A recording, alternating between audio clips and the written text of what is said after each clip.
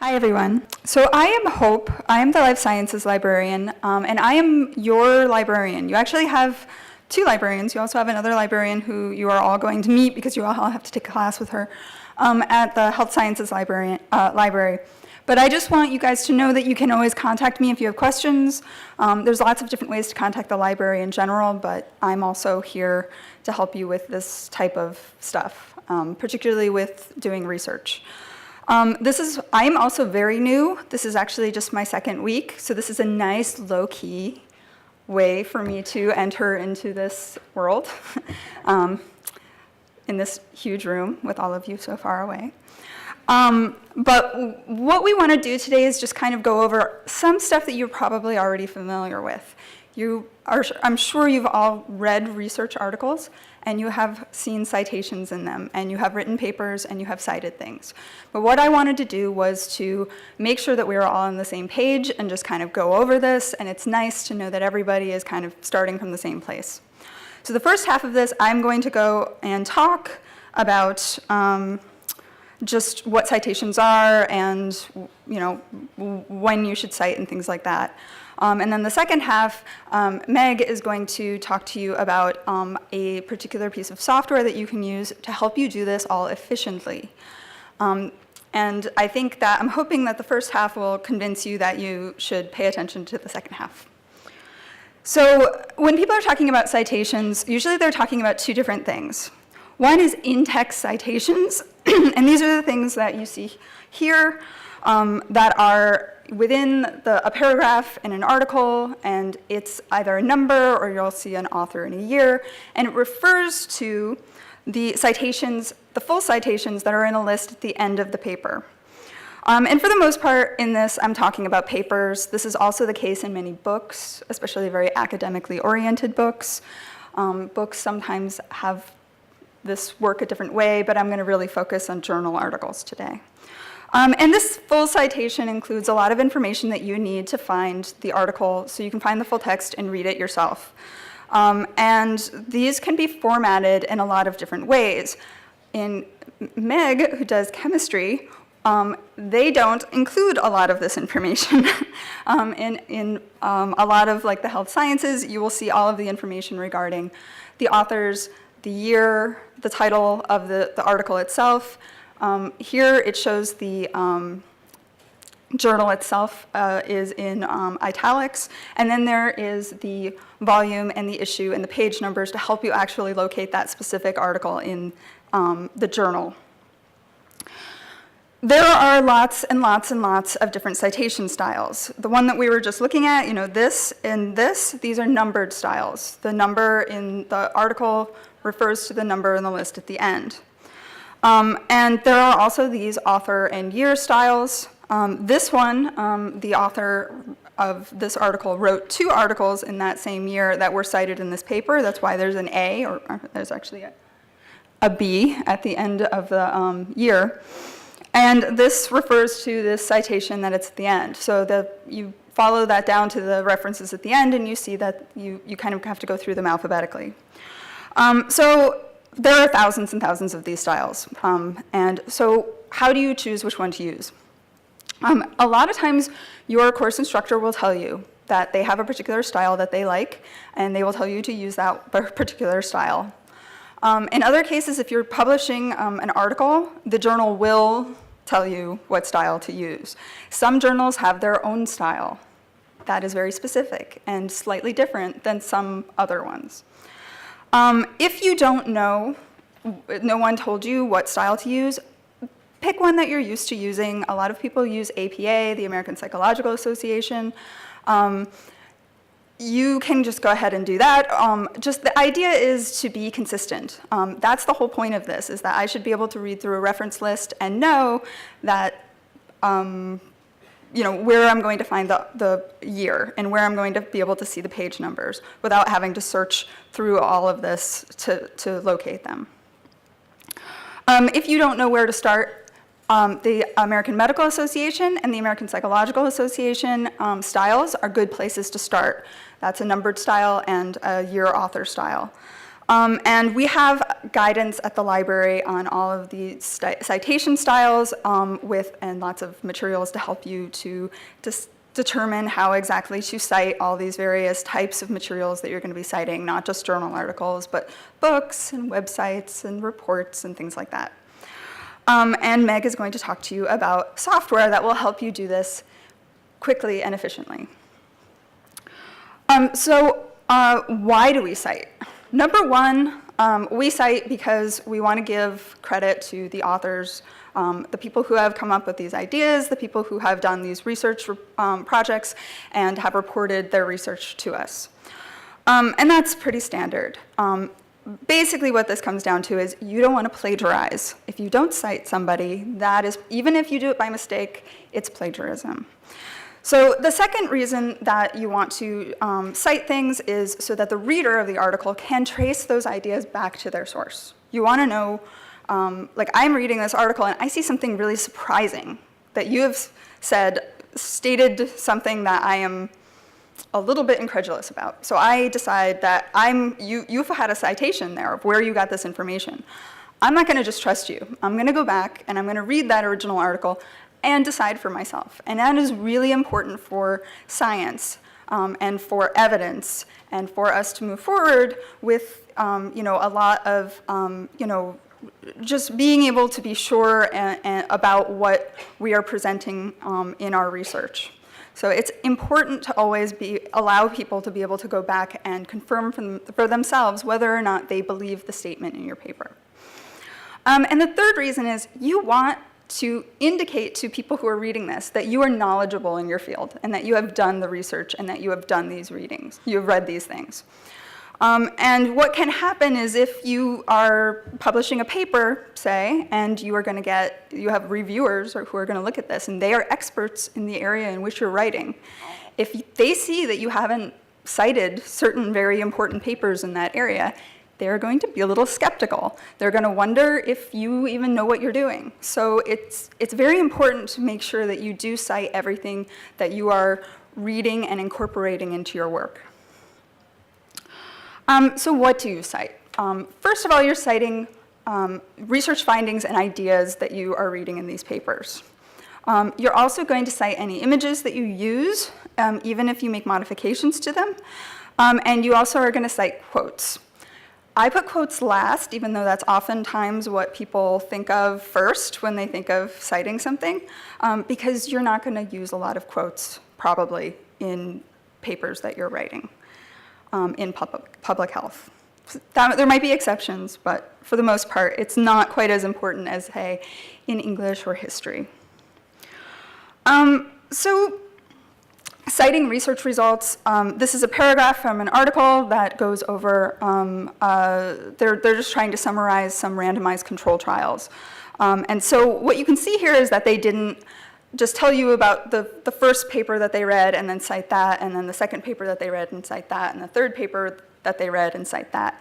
They actually read all these papers and they integrated the information into this paragraph, and they included the citations where they were appropriate. And this is kind of the main way in which people cite.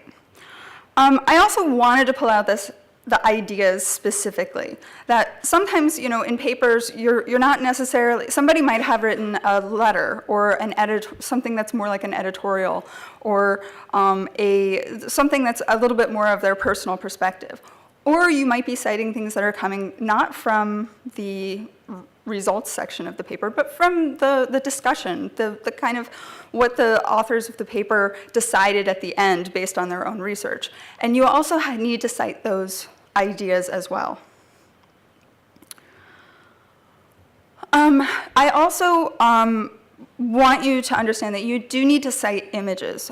Sometimes what will happen is students will take images from a paper because it's a really great image. By the way, a lot of my examples here are from public health. This one isn't, though, because I couldn't find an example from public health very quickly. So this is actually a insect from an insect eye, so sorry about that. But you can see that they cited a paper from 1987 here. And what actually happened here is they probably I'm assuming, I didn't actually go back, I probably should have. I didn't go back to that paper from 1987, but I'm assuming that that image was probably not this one exactly. It probably, maybe it was black and white in shades of gray, and the authors of this particular paper decided that they were going to update it and make it look really nice and snazzy because they have the software to do that in this day. And they still need to cite that original article because even if they made those modifications to it. Another thing to keep in mind is that when you're in school and when you're writing papers for classes, you may get into the habit of, you find an image that's really great. It's a diagram that you think demonstrates what you want to say really perfectly. So you want to reuse it. And you can reuse it. You can put it in your paper and you can cite it, and that's fine. But when you get to the point where you want to publish, you can't necessarily reuse those images exactly because you need to get permissions from the original, the copyright holders of those images, who are often not the authors of the papers. It's usually the publisher. So this is why sometimes you'll see people making these modifications to images and then citing a previous image, because when they make their own image, now they don't have to worry about copyright, they just have to worry about citation. Because you always have to make sure that you're giving attribution to the person or people who created this idea in the first place.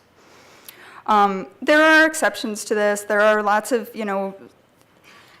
images and ideas that, paradigms, like even just things like the evidence-based pyramid that you guys might end up learning about, where it might not necessarily, it's so common that you might not necessarily need to always directly cite somebody if you're just making an image based on your own knowledge. But usually that's a pretty big exception. So the default is always assume you need to cite this. And finally, quotations. This is not something you're probably going to be doing a lot of. In this case, they are quoting directly from the NIH, the National Institutes of Health website.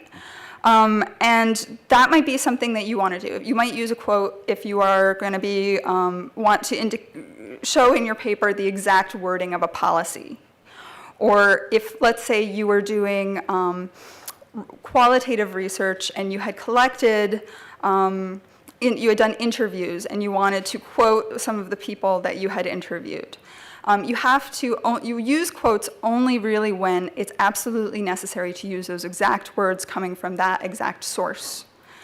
Otherwise, most of the time what you need to do is you need to rephrase the piece of information that you're getting from another paper, rephrase it in your own words, and then cite it, rather than putting quotes around it and citing it.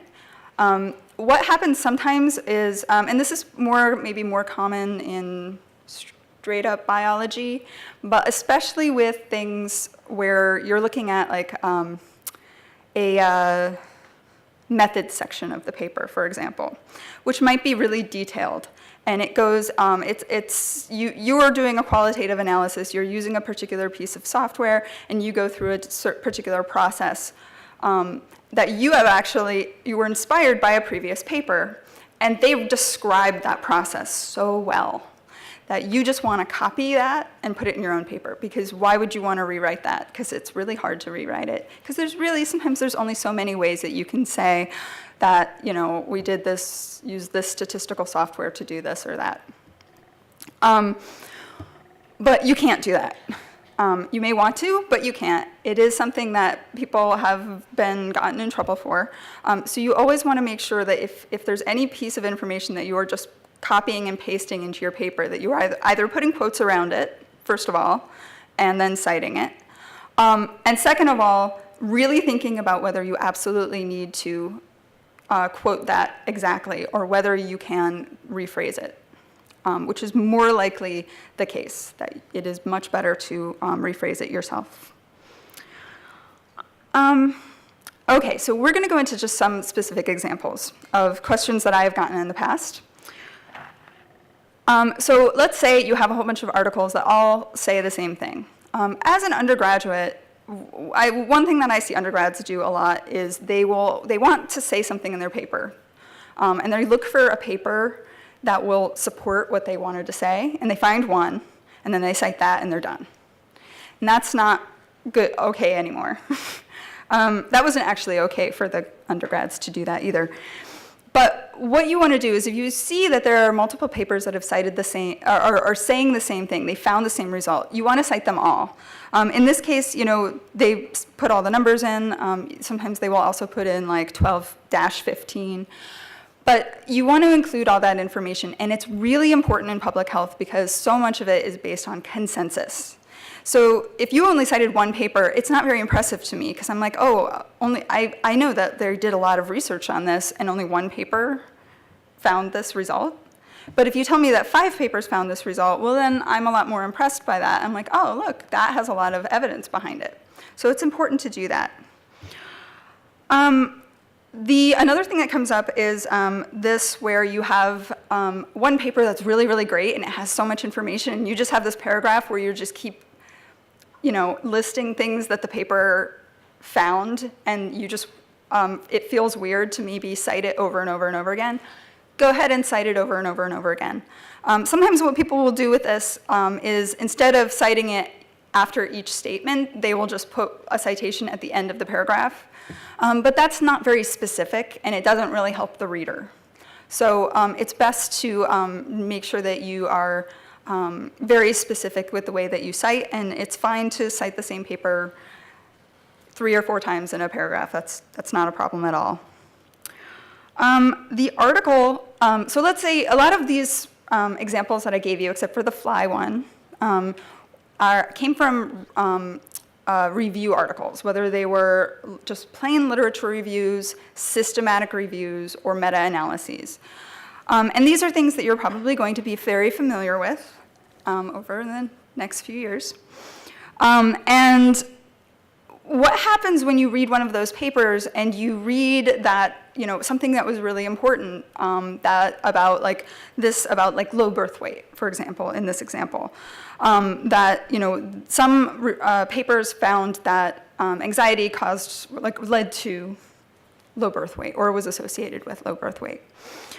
You could say, okay, well, that's really important. I want to put that in my own paper. Do you cite this paper that this paragraph came from? Or do you go back to those original papers and read them and evaluate them and decide whether or not they are saying what these authors say they said, and then cite them? You do the latter. You always want to go back to the original research and evaluate it for yourself and cite that. What is very, very frustrating also for a reader is to be reading your paper and then read this important piece of information about low birth weight, have one paper cited, and they go back to it, and it's a review article, which they have to read through to try to find the place where it cites the original articles that they actually want to read. So you always want to go back to those original articles. So just to switch gears a little bit, with this idea that you want to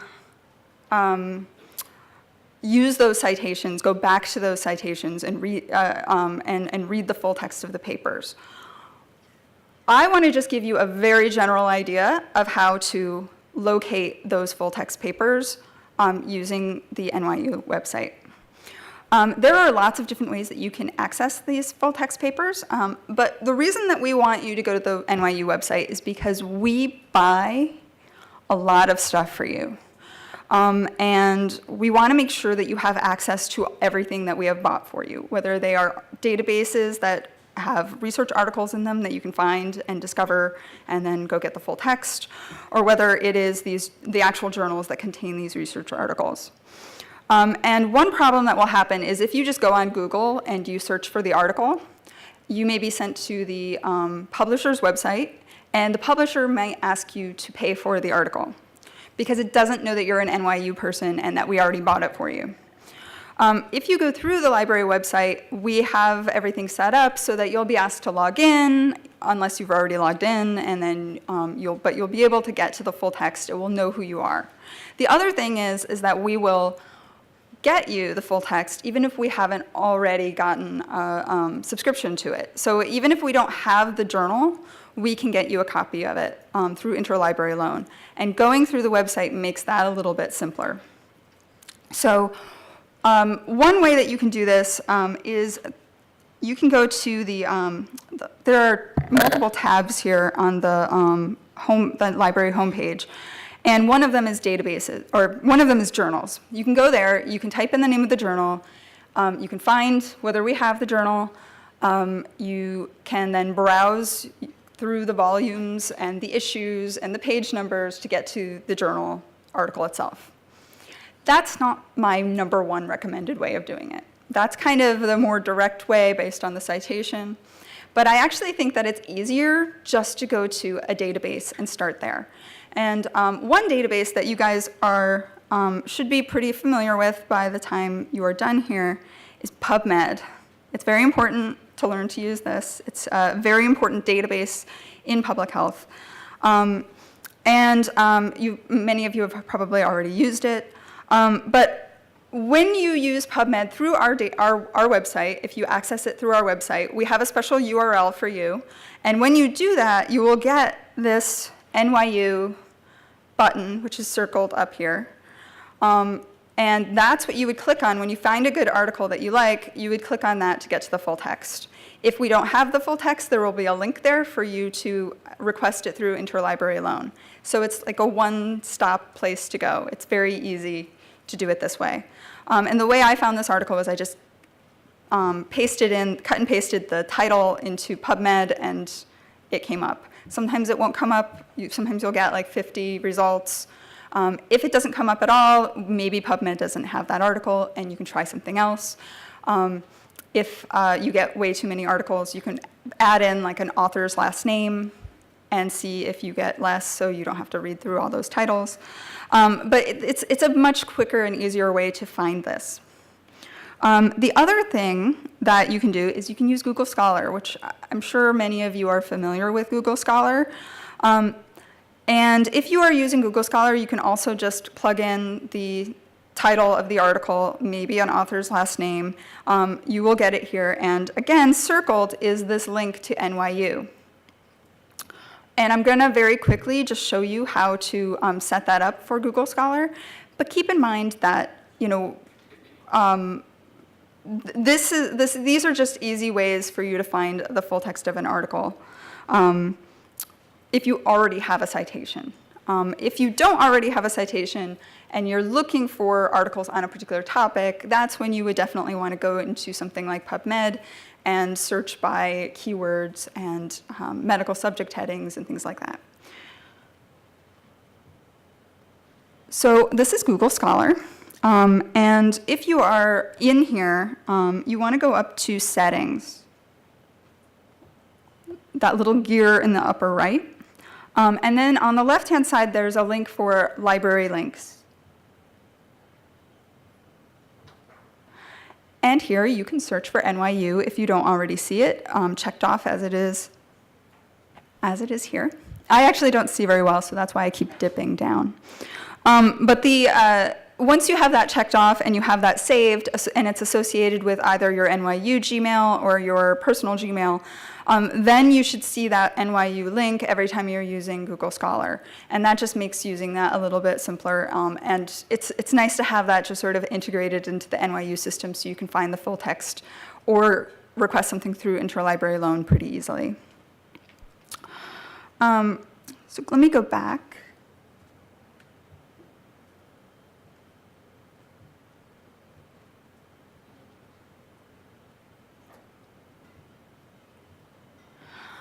So finally, before we go on to Meg, I just want to let you know, we have included, actually there is a link on the first part of this to this presentation, which I forgot to mention. But the presentation is available to you, and there are some helpful links here to the library website itself, to some research guides, one in public health that should kind of direct you to some subject databases that will be helpful. I do think also the citation guide is here, but I do want you guys to know that there's also this graduate students guide, which has a lot of information about special services that are available to you. There are a lot of workshops that are available that should be really helpful to you that are listed there. And also there are special spaces within BOBST library just for graduate students, which is a very nice thing to know about. And you can learn about that there as well. So now I'm going to send this over to Meg. I have the pleasure of talking to you about EndNote, a software that lets you handle citations, bibliographies, and also lets you manage your research more efficiently. I think Hope did a really great job of pointing out that it's not really cut and dried. When you're doing real research, which you are doing at this point, it's a lot of work, right? So the library actually subscribes to EndNote. We have a cite license, which means that you can download this software to your computer that lets you make it a little easier. We want you to be able to keep track of all of your references and to have them later and to cite things correctly and easily. And that's what this is going to do. So these are the 4 main functions that EndNote presents. That's what it has for you. It's going to let you collect references from many different databases. So you can go to PubMed. You could go to CINAHL, which is a nursing and allied health database. You could go to Google Scholar. And you could do searches in all of these different places. And the stuff that you find there, you can then grab it and keep it in one central location to use it later. So that's number 2. It's going to let you save all of these references in one place. It lets you organize them, and it also lets you annotate them. So not only do you have the information in the article and about the article, you have your own notes, what you were thinking about the article. And then the magic part is that it's going to format your in-text citation and your bibliography in basically any style that exists. So Hope mentioned that there are thousands and thousands of styles, and that it even goes down to the journal level. So one journal says, hey, if you submit an article to us, it has to look like this. The citations have to look like this. The bibliography has to look like this. So EndNote actually has styles all the way down to the journal level. So you would choose which journal you were submitting to, and it would redo your paper to match their style. It's beautiful. So I'll show you. But then finally, EndNote offers you a way to collaborate.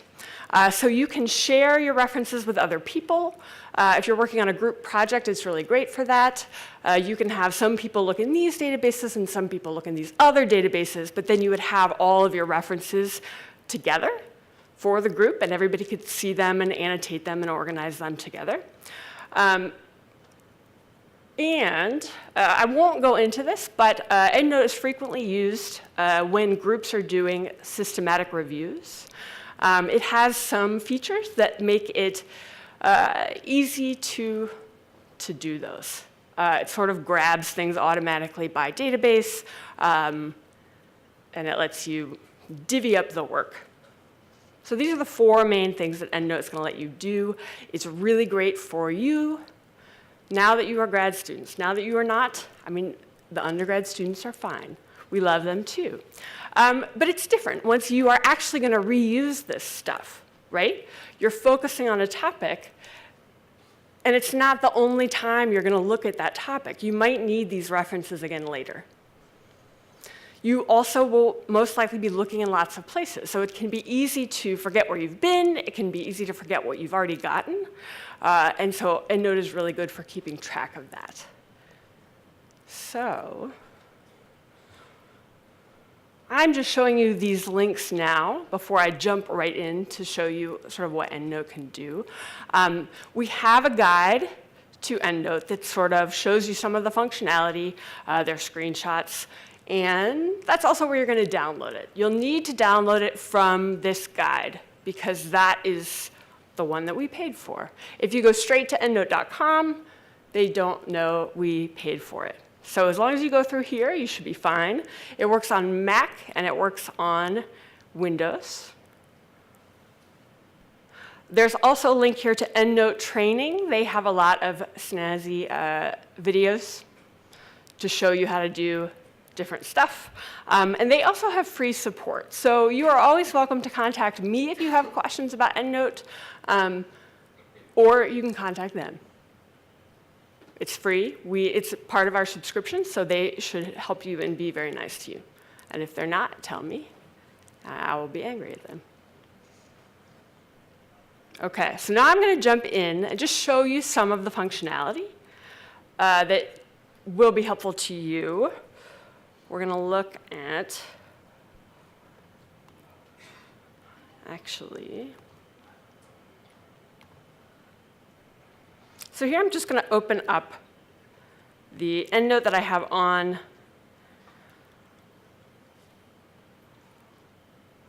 my computer. So I have downloaded the software already.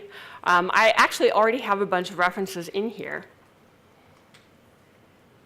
And you can change, you can customize this screen that shows you all your stuff. You can move the panes around in different ways. If you want the PDF here, you want the preview here. This is the way that I like it. Over here on the left, you can kind of think of it like iTunes when iTunes worked, right? So like on the left, we have everything, like all references here. So that's everything that you have put into EndNote. And then down here, we have groups. So these are like your albums in iTunes. So these are subsets of that total all references. In the middle, these are our track listings. These are our songs. And if we click on one, then we get the full details over here about that particular article. And if there were a PDF attached to this reference, we would then see the PDF over here in the viewer. It looks tiny and useless, but you can actually pop it out into its own big, pretty viewer, and it lets you do highlighting, and it lets you do sticky notes. And those are going to be saved to that PDF, so you can get to them later. I mentioned that you can collaborate, you can share with EndNote. You will need to create an EndNote online account for that. That basically lets you connect the stuff that you have on your computer that you download to the cloud so that you can share it with other people. You can also share it with yourself. And by that, I mean you can have your EndNote library available to you on multiple computers. You would always want these to be your own personal-ish computers, like your work computer and your personal laptop. You can, if you create that EndNote online account, you can sync those together. So if you do research in one place, the stuff that you find will show up when you go to the other computer. You'll see the stuff that you found. And my point there was that if you have those stickies and that highlighting on the PDF, you would see it then on your personal laptop. So it's all saved in this one place.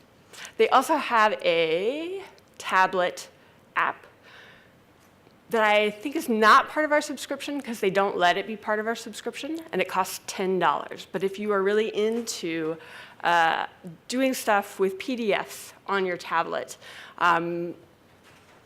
that is a nice way to do it, to have it all synced to your EndNote account. So you could do it in 3 different places.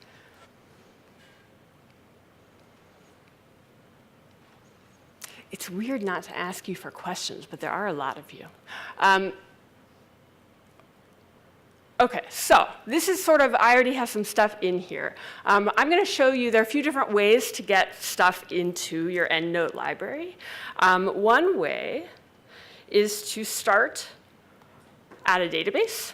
So here I'm going to go into PubMed. I'm going to go in through the library website to PubMed.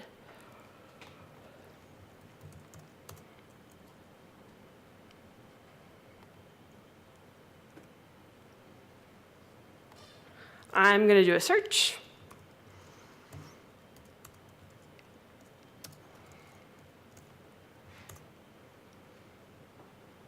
And then if I were really doing research, I would care what came up, right? I would go through, I would read the abstracts, I would look at some subject headings, I would do some limits, pull up my systematic reviews. Right now, I do not care.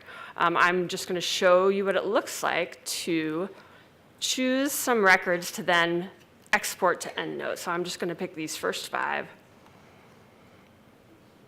And then it depends a little bit on what database you're using, what you do next. So the interfaces, they put the buttons in different places. They kind of can all do the same thing. Nearly all of them can export to EndNote. All of the ones that you would use can export to EndNote.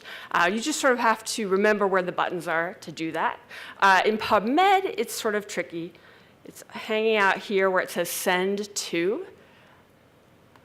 And if I click send to, it gives me all these places to send it to. And I'm going to say Citation Manager, because that's what EndNote is. And then I'm going to say create file. And so because I'm in Firefox, it has this handy little pop-up, and it says, hey, I have this thing for you. What do you want me to do with it? I can choose EndNote. If you're on Chrome or Safari, you may not get this pop-up. You may get a different pop-up. Or you may have to tell Chrome or Safari, hey, you should always open these with EndNote. But here in Firefox, it's very handy. I can say, hey, I would like you to use EndNote. And then if I wanted to, because I'm on a Mac, I could say, always do this, and I wouldn't have to find it again. I'm just going to say OK, though. And so then here is all of the information about those 5 articles. And if I click on these over here, I can see that it is all saved.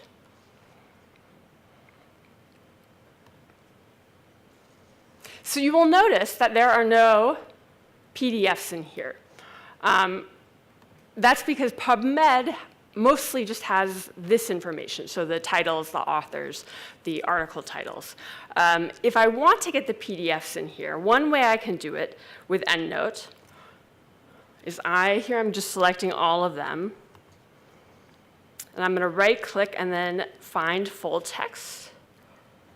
And then I'm going to cross my fingers and hope. And then over here on the left, it's telling me what it's doing. So down here, it's searching, still searching. So it found 2 PDFs. It found 3 PDFs, and then 2 were not found. This is about par for the course. It's not really that we don't subscribe to those 2 it couldn't find. It's just that for reasons that are very technical and boring, EndNote couldn't see that we had those PDFs. You could still go in the way that Hope showed you to get to the full text, save the PDF, and then attach it to these records. But this is sort of, if it has it, then it's lovely. So now you'll see it automatically attached. We've got these little paperclip icon next to the article. And now over here in my PDF viewer, I can see that it did grab the PDF. I'll show you a little pop-out. So now I can see my article. I can make it colorful. Many different colors of highlighting. I can do shapes. It's fun.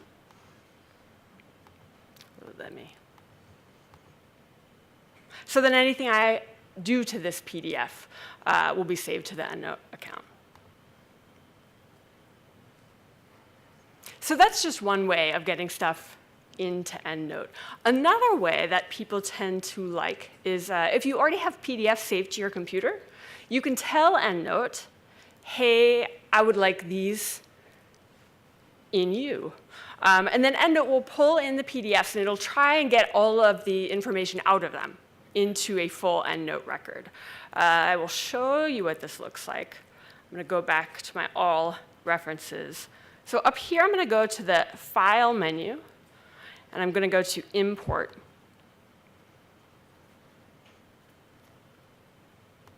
And you can do one PDF at a time, or you can do an entire folder. So really, if you just have a random folder of PDFs, it's worth a shot. I'm going to choose this folder that has some PDFs in there. You can see that I don't really know what those are. They're named these stupid names that the database gives them that doesn't tell me anything about them. 827.full.pdf, not very helpful. It's not a good way to manage your research so that you could use this PDF again.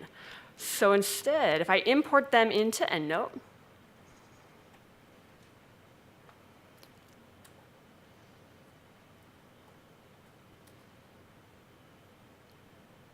it will be faster on your computer. There we go. So it pulled in the PDFs.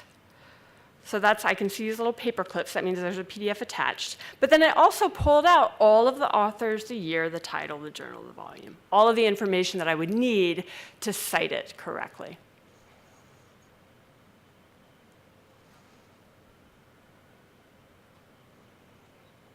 Good, good, good so far. Okay, so this is the work. This was actually not the fun part, although I enjoyed it. The magic part is when you're actually writing. Actually, I'm skipping ahead because you can organize things. We did the annotation. And then organizing into groups over here, you can just create new groups. Smart groups, you can have these automatic groups where if the articles match something that you want. So if it came from a particular database or it has this word in the title, you can have it automatically go into a group so you don't put it in. There are lots of more advanced functionality. I'm just going to show you the basic stuff. So we do organization, we have annotation, but now I'm going to do the magic part. I'm going to go into Word. You can have EndNote just generate a plain old bibliography from stuff that you pick, like a list of things, and you can say, make a bibliography, and it'll make a bibliography. But the really fancy fun part is that when you download EndNote to your computer, it's also going to download a plugin for Word.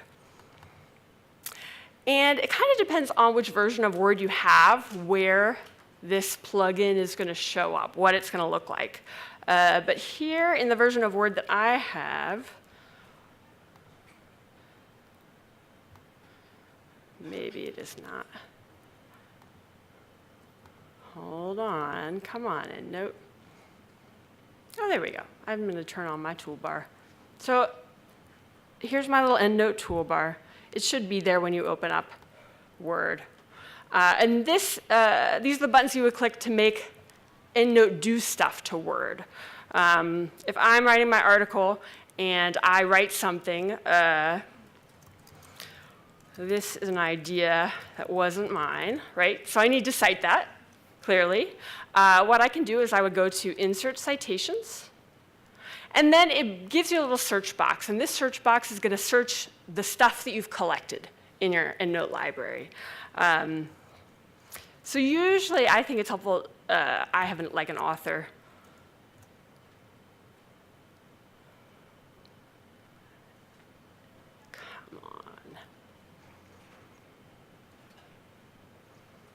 And so it's going to pull up everything that matches what I typed. And I get to pick which one I want to cite. So here, sure, I want to cite this first one. And I'm going to say insert. And did you see it? It went kind of fast.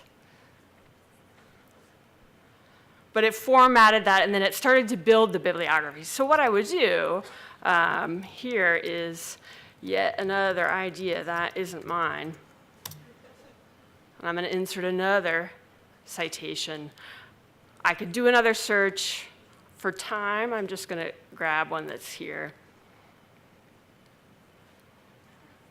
Right, it's lovely. So this is nice and magic. And here, the extra magic, the extra magic is, let's say you write a paper for one class. They want you to use APA. When you write a paper for another class, because your classes are going to be looking into some of the same topics, you're going to be doing similar research, you want to reuse the stuff you already had, right? What you can do, and if the other class wants, I don't know, MLA, we can change everything around. We can go into configure bibliography. So now it's an APA. We can change that. What do we want? We'll just pick anything. We'll do Vancouver. Okay.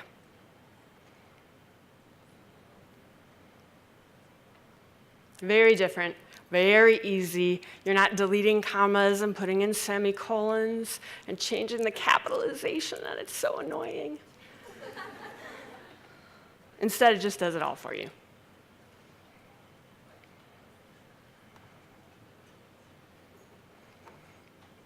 I'm looking to see if there's anything else I want to show you. Do we have questions? We should take questions. Do you have questions about any of about what EndNote can do? It can do other things too, or about what I showed you, yeah. So in the paper, it's going to do whatever that style says to do. So she asked if it alphabetizes your bibliography. And if the style says it should be alphabetized, it'll alphabetize it. Because this is a numbered style, usually it's going to be, well, it depends. But it could be like the order that the citations occurred in the paper. And in that case, EndNote puts it in the order that the citations occurred in the paper. I should say something that I really like about it is that in the bibliography, it's only going to be stuff that you've cited. So I don't know if you've done this, but like double checking to make sure that everything you cited is in the bibliography and everything that's in the bibliography is actually in the paper, and it is terrible, and you don't have to do that anymore. Other questions? Questions? Oh. Ooh, we have Phil Donahue.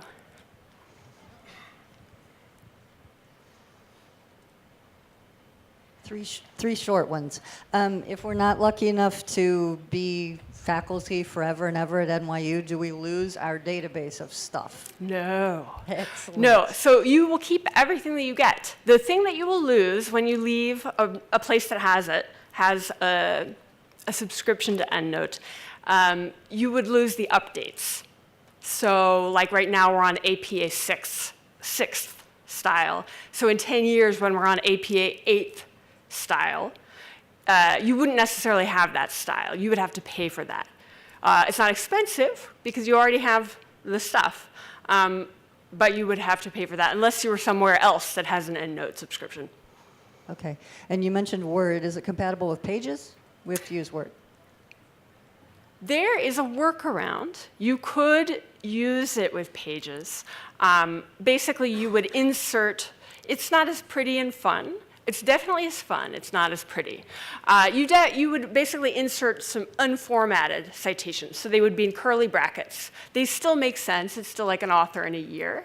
And then you would have, at the end, you would have EndNote format those into whatever style you wanted. But it wouldn't happen instantaneously like this.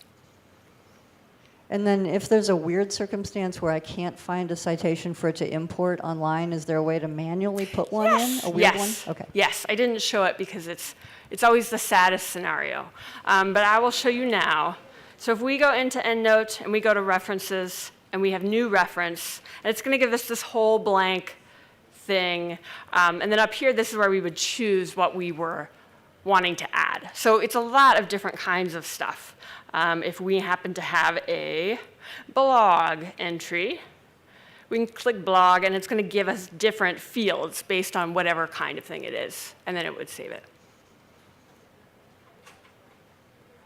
Other questions? Yeah. Oh, you're so nice. It's magic. I promise you. I mean, one thing I should warn you is that, like, it is work. Like, it's definitely still work. And it's not something you want to wait to the end of your paper to then do stuff with. This is something that is going to follow you around. So as you're doing the research, as you're looking in different places, that's when you want to pull things into EndNote. And then you're going to use them when you write the paper. You don't want to write the whole paper and have the bibliography already written out and then think you want to get it into EndNote. Like, that's not saving you time, really.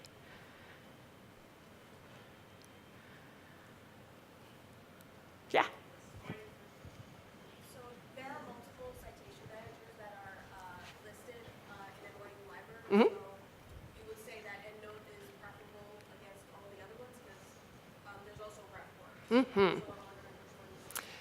So her question is, So the library supports at least 3 reference managers. EndNote is just one of them. We also support Zotero and RefWorks, and whether this is the one that you all should definitely use.